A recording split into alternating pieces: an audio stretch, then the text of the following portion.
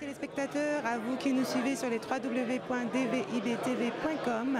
Aujourd'hui, nous sommes à une journée spéciale puisque effectivement le préfet de Seine-et-Marne, Jean-Luc Mars, est appelé sur notre région et donc c'est son départ qu'il va faire aujourd'hui à la Seine-et-Marne. Donc nous sommes donc à la préfecture de Seine-et-Marne, dans le 77, plus précisément à Melun, où tous ses convives sont présents afin de faire leurs adieux à Monsieur Marx, mais surtout d'entendre ce qu'il a pu faire pour la Seine-et-Marne.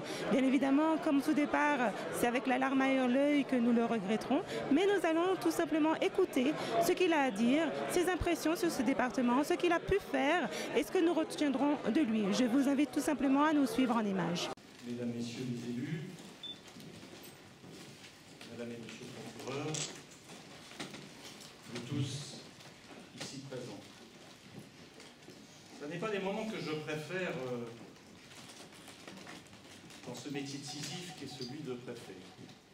Lorsque vient le moment de tourner une page, lorsqu'on se retrouve avec devant soi tant de visages connus, appréciés, voire aimés, pratiqués, qu'il va falloir laisser derrière soi.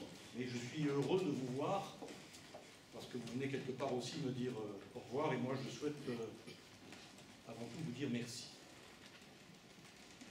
Et avant de vous dire vraiment merci, je voudrais me rappeler avec vous quelques moments forts. Je voudrais deuxièmement évoquer quelques dossiers de fond, dont je sais qu'ils seront encore sur le bureau de mon successeur, dont la nomination est espérée. Et je veux saluer aussi des hommes et des femmes au-delà de leur organisation avec lesquelles j'ai beaucoup partagé au cours de ces presque 3 années passées en Seine-et-Marne. Alors des moments forts. Le premier qui m'est venu à l'esprit, je pense que chacun comprendra, c'est celui que nous avons appris dans cette même salle le 7 janvier 2015. Ce coup de poing en pleine face que nous avons tous reçu, Charlie Hebdo. 2 jours après, c'est à Dammartin-Ouel, colonel, que était soldé ce premier épisode dramatique de la période dans laquelle nous sommes toujours. Mais que de chemin parcouru depuis ce 9 janvier 2015. Je tiens à saluer ici tous ceux qui ont été les artisans de la mise en place d'un contre-terrorisme et d'une lutte contre la radicalisation violente dense, intense, efficace, je crois pouvoir le dire, même si elle est appelée à se poursuivre. Et je suis heureux que les magistrats soient dans cette salle et je leur rends hommage pour la contribution qu'ils ont apportée, qu'ils continuent d'apporter à cette œuvre commune. Autre moment fort que j'emporte avec moi, que j'évoquais hier à Nemours, les inondations du printemps de l'année dernière. Dramatique, certes, on regarde notamment les 2 décès causés, dramatique au regard de l'ampleur des dégâts subis, mais aussi, quand même, riche d'enseignements, parce qu'on a pu faire le constat des moyens efficacement mis en place, le colonel Osdis par exemple, pas seulement, les moyens mis en place par les élus, de la mobilisation des élus des territoires, qui ont tout fait pour que la réactivité soit au rendez-vous, et qu'une réponse appropriée soit apportée à tous les sinistrés. Une calamité d'ailleurs révélatrice des fragilités naturelles de notre Seine-et-Marne. Monsieur le Président, je pense en particulier là à notre agriculture, et je veux ici rendre hommage aux professionnels du monde agricole, qu'il s'agisse de la Chambre d'agriculture, de la Fédération départementale des syndicats, du CDJA, de la Direction départementale des territoires, que je ne saurais oublier lorsqu'on parle d'agriculture. La Seine-et-Marne a de beaux enjeux encore en matière d'agriculture devant elle. Elle a des défis, elle a ces circuits courts qu'il faut contribuer à mettre en place, même ici, terre de grande culture. Et au titre des grandes cultures, monsieur le Safri ici présent ne me démentira pas, on doit aussi tenir compte de l'évolution mondiale, par exemple de l'absence de quotas sur la betterave, et de ce que cela signifie très concrètement pour la vie quotidienne des agriculteurs concernés, mais aussi tous les Seine-et-Marnais qui vont emprunter les routes à une certaine époque de la récolte. Et puis, je vous rassure, je ne serai pas exhaustif dans ces moments, je ne peux pas tous les rappeler, me les rappeler, vous les rappeler. Un dernier, ou plutôt une série de moments. C'est ce dernier printemps, le marathon électoral qu'ensemble, beaucoup nous avons réussi, je crois pouvoir le dire, réussi, malgré, monsieur le secrétaire général, monsieur le directeur de cabinet, malgré les embûches que certains prestataires ont cru mettre sur notre chemin, ont cru pouvoir mettre sur notre chemin, nous avons franchi ces obstacles et je crois que les opérations successives ont été techniquement réussies sur un autre plan. Chacun, bien sûr, peut en tirer ses conclusions. Il y avait eu 2 années auparavant des élections régionales et départementales qui avaient, je crois, eu le même sort, une réussite technique et une mise en place utile des nouvelles intercommunalités en particulier. Outre ces dossiers qu'au travers des moments que je viens d'évoquer, j'ai touché ou effleuré, je voudrais deuxièmement évoquer quelques dossiers de fond qui ont été pour moi importants et qui demeureront des dossiers pour le territoire seine-et-marnais. Je fais le constat que la configuration de la Seine-et-Marne a profondément changé au cours de ces 3 dernières années. Passer de 40 à 25 intercommunalités, le président, madame, messieurs les élus ici présents, vous ne me démentirez pas, c'est un sacré challenge. Nous l'avons fait ensemble. C'est un dialogue interactif entre le préfet et les élus, en particulier ceux de la commission de coopération intercommunale, bien sûr, qui a permis d'aboutir à cette construction d'un territoire qui est proche d'être achevé. Je dis proche d'être achevé parce que le week-end dernier, je signais encore un arrêté qui retouchait le pays de Briard, qui retouchait Marne et Gondoire, pour le plus grand plaisir d'ailleurs de certains des élus, et notamment d'élus ici présents.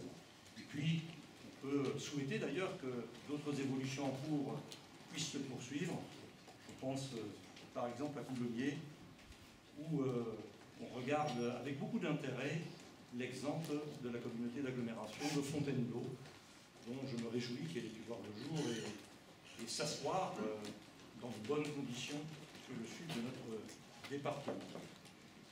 Configuration du 77 aussi au travers du maillage de l'État. Je crois, monsieur le directeur des Finances, que la restructuration de notre service public financier se poursuit, avec des antennes qui disparaissent au profit d'autres qui sont renforcées.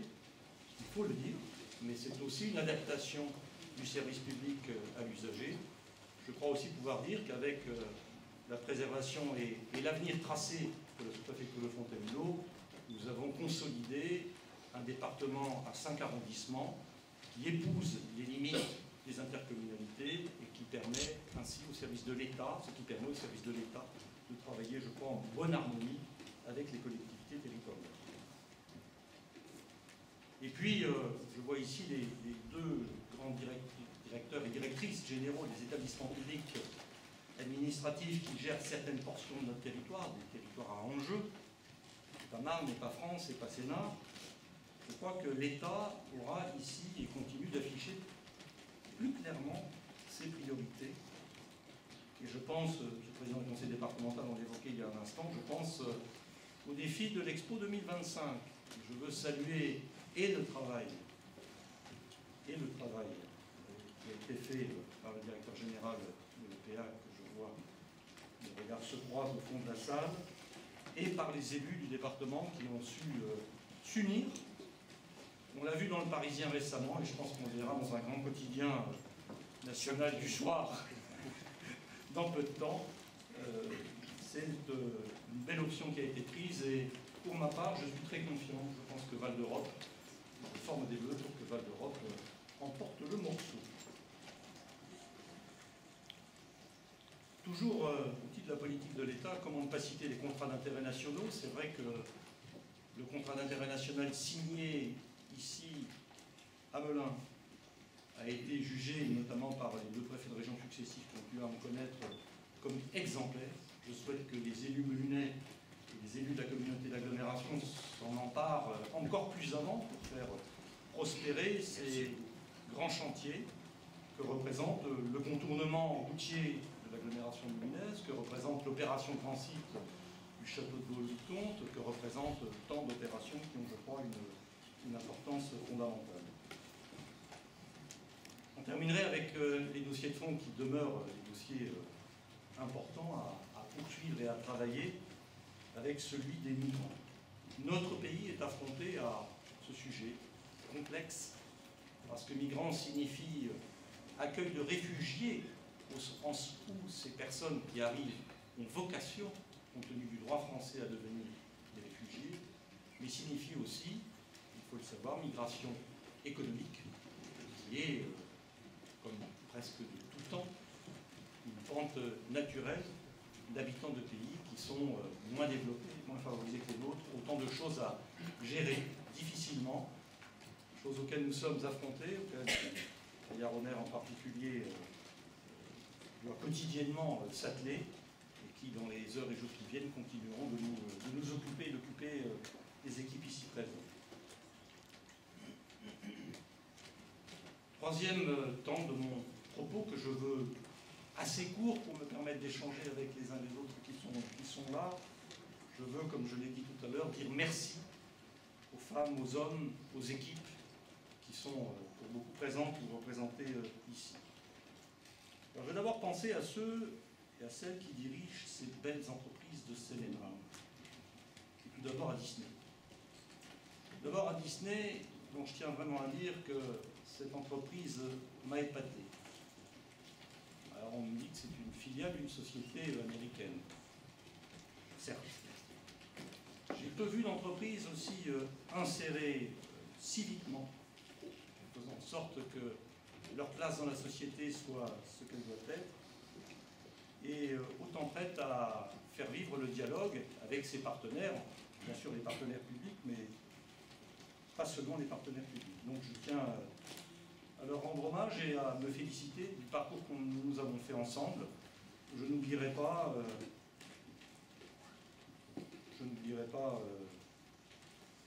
ni François ni les autres, qu'ils soient présents ou absents. Je pourrais citer d'autres entreprises à la tête desquelles sont des équipes avec lesquelles j'ai beaucoup travaillé. J'en ai cité une qui est à Nangy il y a quelques instants. Je pourrais citer Safran, mon grand voisin. Je pourrais citer Nestlé. Moins d'ailleurs pour le Nescafé ou les cafés qui sont produits, pas ici d'ailleurs puisque c'est le siège social, mais pour la part que Nestlé, sur son siège à Noisiel, va donner à l'énergie hydraulique. On inaugurera sans moi, mais tant pis, dans quelques semaines, une installation qui, je crois, pourra être considérée comme exemplaire. Puis je voudrais également citer une entreprise dont normalement le dirigeant est là, s'il a pu venir. C'est le groupe Michel Catalano. Pour revenir au début de mon propos, voilà l'exemple d'une entreprise détruite, lorsque le GIGN a dû donner l'assaut à Dammartin-Angouel, et qu'il a fallu reconstruire. Alors reconstruire dans tous les sens du terme.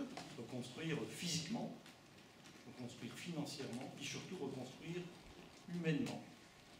Les relations qu'au plus haut niveau de l'État, le président François Hollande, pour ne pas le citer, ont été établies comme ici, au niveau du sous-préfet d'arrondissement par exemple, et en passant bien sûr par cette préfecture, ont montré que l'on pouvait sortir de cet épisode dramatique, reprendre confiance et remettre sur pied une entreprise qui marche. J'emporterai aussi avec moi ce souvenir de Michel Catalano et de sa famille.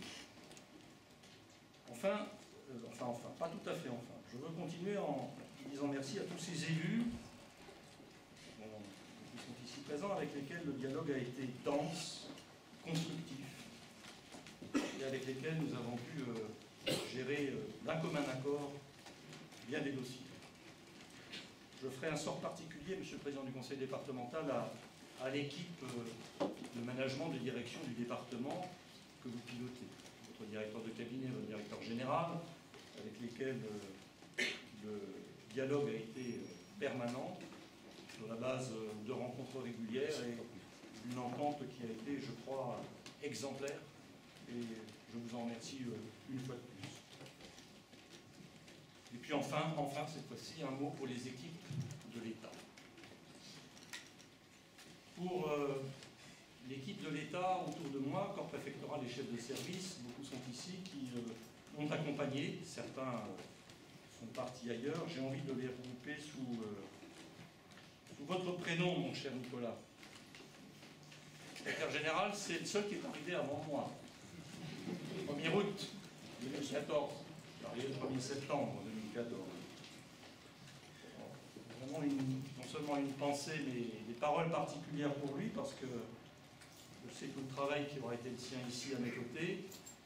Je suis un peu mari, mais en même temps content, pourquoi ne pas le dire, de lui laisser la charge d'administrer le département pendant une durée indéterminée. Puisque, voilà, peut-être que j'aurai un successeur, mais peut-être qu'on considérera que vous faites très bien l'affaire. Auquel cas, les vacances que vous preniez en juillet, de toute façon, sont sérieusement compromises. J'espère qu'au mois d'août, vous pourrez vous libérer, on pourra vous libérer un peu pour vous permettre une pause ô combien méritée. Autre équipe à laquelle je pense, c'est l'équipe préfet, l'équipe sportive du préfet, qui a été arpenter les sentiers difficiles pour eux quand même, hein, de Nemours, qui s'est payé la côte de la course des remparts à Provins, sans parler du semi-marathon du Disney, et qui auprès de moi aura été une type de respiration et d'ouverture dans le monde sportif, ce qui nous a, je crois, fait du bien à tous, quelles que soient nos responsabilités. Enfin, un mot pour celle que j'appellerais mon équipe de proximité, presque mon équipe familiale. Marie-Lise, Bernard, Catherine, Françoise, Daisy, Jean-Pierre, et Corinne, mon assistante que vous connaissez, et Florent, l'as du volant. Voilà, ils m'ont beaucoup apporté, beaucoup aidé, et je les emporte aussi avec moi. Voilà, je vais reprendre mon tour de France, c'est la saison, pour une 22e étape à Strasbourg. Je laisse une Île-de-France un peu inachevée, je préfère vous le dire, puisque préfet de région à partir de lundi, je sais déjà que le Premier ministre nous passe une commande d'études, de prospectives, mais à court et moyen terme, sur les territoires, et avec un regard sur la province qui est, il ne s'agira pas d'un Big Bang, mais un regard sur l'Île-de-France, que la lecture de Grand Paris Développement, cette revue qui s'intéresse à l'Île-de-France, dans laquelle Emmanuel Macron a écrit 7 pages à la fin de l'année dernière, se trouvent des pistes qui nous montrent que probablement le territoire francilien évoluera encore. Je crois que le 77, je crois que la Seine-et-Marne a une superbe carte à jouer pour peu qu'elle continue de progresser dans l'unité et dans la démarche de développement qui est la sienne. Je vais rejoindre pour ma part un de ces territoires tout neufs, issu de la nouvelle organisation des régions, le Grand Est, 30 ans après l'avoir quitté, et puis un certain nombre d'années après y être né. Certains de ceux que j'aurais tant voulu voir, à qui j'aurais voulu montrer le chemin parcouru, n'y sont plus, mais l'aventure n'en sera pas moins riche. De beaux défis d'intérêt général. À vous tous ici, je réitère mes remerciements et vous dis bon vent. Merci.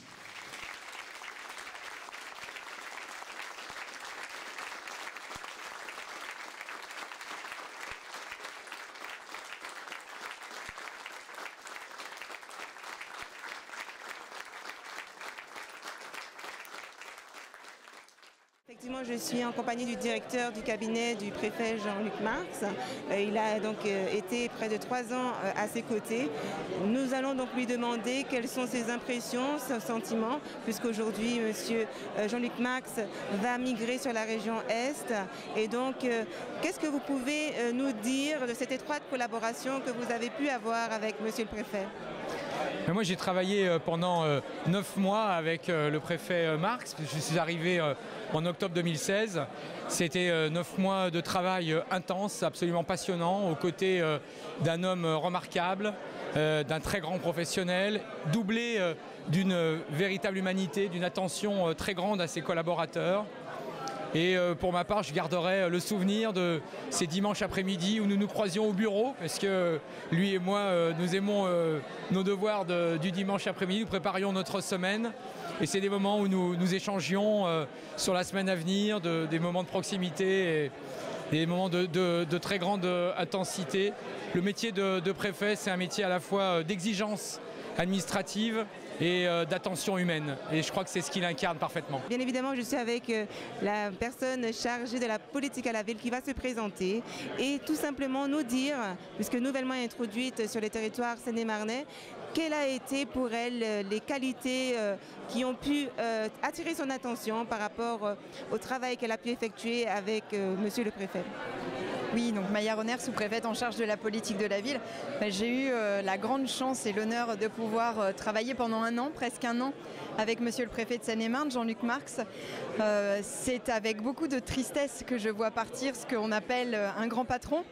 Mais je suis très heureuse bien sûr pour lui de cette nomination qu'il a en tant que préfet de région d'une très très grande région qui est le Grand Est. Donc beaucoup de tristesse à la fois parce que je perds un grand patron et très heureuse pour lui. Qu'est-ce que monsieur Marx m'a apporté? Eh bien un exemple. Pour moi c'est un exemple d'un grand serviteur de l'État dans tous les sens du terme. Son calme, sa sérénité, sa détermination, son analyse des situations auront été pour moi un exemple et j'espère pendant ma carrière être à sa hauteur. Voilà. Le département de Seine-et-Marne que vous avez nouvellement connu pendant ces 3 ans. Cette Seine-et-Marne, c'est d'abord 2 choses. C'est la moitié de l'Île-de-France, donc c'est un territoire d'une variété et d'une richesse naturelle exceptionnelle. Et c'est aussi un territoire qui connaît la progression démographique la plus forte en France, c'est-à-dire où le nombre d'habitants chaque année augmente de l'ordre de 15 000, ce qui est énorme. Ce qui est un défi pour tous ceux qui s'occupent de la chose publique, qu'il s'agisse des services de l'État, qu'il s'agisse des élus. Il faut gérer cette croissance, gérer l'occupation des sols et en tenant compte de cette richesse, donc en préservant par exemple des milieux naturels hors normes, forêt de Fontainebleau pour ne citer quels, des monuments au sens architectural du terme, eux aussi tout à fait remarquables, et en tenant compte des nécessités économiques, nécessité de déplacement, donc créer des voies nouvelles. Bref, c'est un vrai défi pour les agents publics. Voilà moi ce que je retiens avec en conclusion ce merci que j'ai dit à l'adresse de tous ceux avec lesquels j'avais travaillé et qui représentent pour moi à la fois un grand souvenir professionnel, mais aussi, je dois l'avouer, un grand souvenir affectif. Et oui, on n'en doute pas, puisque au vu de l'émotion qui s'est dégagée lors de votre discours, on pense que ce mélange de travail au sein de l'équipe a été plus qu'une relation humaine. C'était une vraie relation humaine, forgée notamment dans les épreuves, les épreuves que nous avons traversées, qu'il s'agisse de l'expression du terrorisme que nous avons malheureusement connu, ou qu'il s'agisse de la catastrophe des inondations. Ça rapproche énormément les gens, surtout lorsque l'on peut travailler dans le même sens, ce qui a été le cas. Merci à vous. Voilà, je vous en prie. Je sais que notre département n'a pas été épargné par les inondations, par différents rebondissements pendant ces 3 années. Donc vos impressions par rapport à la qualité de ce préfet, M. Marx, sur ce département de Seine-et-Marne? Moi, Jean-Luc Marx, avec tout le respect que je lui dois, est devenu un ami. Nous avons travaillé en cercle très étroit, d'abord dans la proximité, puisque nous sommes sur le même site. Et ce que beaucoup ignorent, mais je peux le dire maintenant, c'est que nous avions un déjeuner mensuel avec lui et notre cabinet respectif en cercle très restreint. Une fois ce qui se passait chez lui ici et une fois ce qui se passait chez moi en face. Ça nous permettait d'aborder vraiment les sujets forts du département.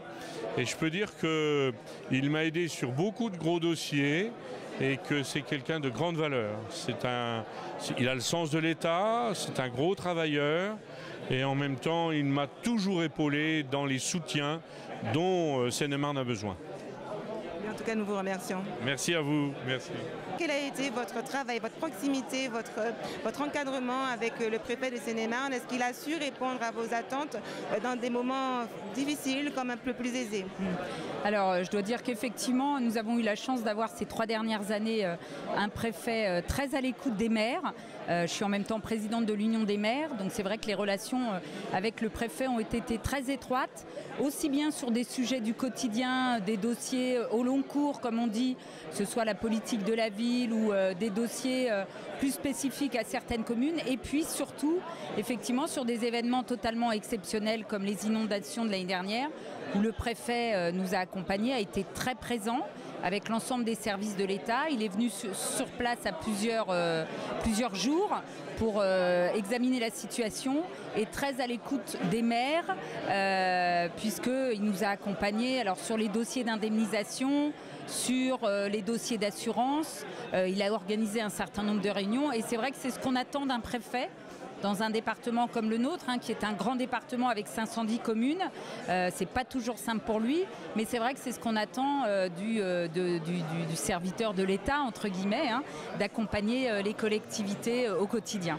Monsieur le préfet Jean-Luc Marx est appelé sur une nouvelle région, donc jusqu'à l'arrivée de son successeur, vous êtes donc chargé de prendre le relais. Alors, que pensez-vous de cette haute responsabilité qu'on vous lègue ? Vous savez, dans l'administration d'un département, pour ce qui revient de l'État, le secrétaire général de la préfecture est chargé justement d'assurer les intérims ou lorsqu'il n'y a pas de nomination de successeur, il est chargé de l'administration du département. Donc ça fait partie du travail. Tous les secrétaires généraux de France peuvent se retrouver dans cette situation. Après, bien entendu, je veille à ce que les dossiers que le préfet a initiés connaissent un bon aboutissement et j'attends tranquillement l'arrivée du successeur pour savoir quelle orientation nouvelle il souhaite donner aux différents dossiers du département. Alors très bien, donc que pourrez-vous noter comme qualité particulière puisque vous avez travaillé en étroite collaboration avec monsieur le préfet, donc il vous a étroitement imbriqué sa façon de fonctionner, donc ça sera un plus en tout cas pour votre intérim. Ce qui est certain, c'est que j'ai beaucoup aimé travailler sous les ordres du préfet Marx, que j'avais déjà connu dans une affectation antérieure et donc ça a été vraiment 3 ans de plaisir. C'est quelqu'un qui fait une grande confiance à ses collaborateurs et qui leur laisse des marges d'initiative. Donc ça a vraiment été très agréable de travailler avec lui. En tout cas, merci pour cette intervention. Je vous en prie, merci et au revoir madame.